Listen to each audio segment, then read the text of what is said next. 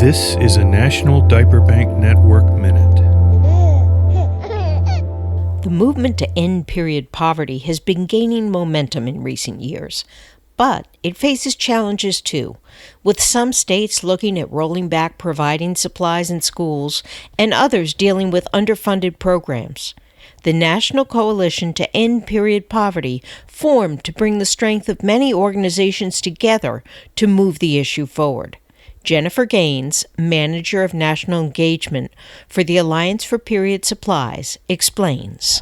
The National Coalition to End Period Poverty started the beginning of last year. And how it came about was, there have been a few national organizations working towards the same issue of period poverty, but in different aspects.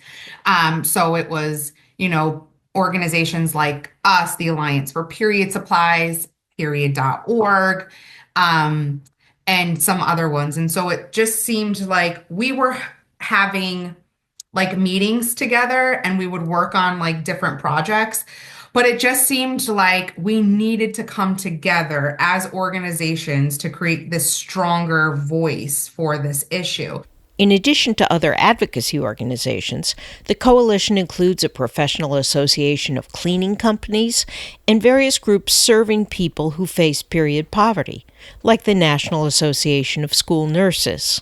We were so lucky this past month to welcome Congresswoman Grace Meng as our inaugural speaker. And so, as you know, Congresswoman Grace Meng has been a champion of menstrual equity and most recently had introduced the Menstrual Equity for All Act, as well as the Good Samaritan Law Act. A nonpartisan group navigating a politically charged time, the coalition works together to advance legislation that fights period poverty. And so we plan again next week to convene for the second time together in Washington, D.C. To lobby for particularly the Period Proud Act, which was sponsored by Sean Casten out of Illinois, as well as co-sponsored by Congresswoman Grace Meng.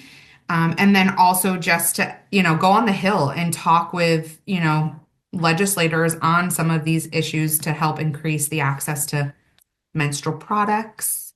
It's pretty amazing to build a coalition of that many national organizations that quickly. Because I know you all care about the issue, but every nonprofit has 1,000 fires to put out every day. How'd you manage to kind of all come together and focus? Yeah, that's a really good question. And it does definitely take a lot of work, right? Because to your point, there are, ending period poverty is not the main focus or mission on majority of these organizations. But I think that since Alliance for Period Supplies was founded in 2018, we've built strong relationships to the point that we have trusted partners in this space that we can go to.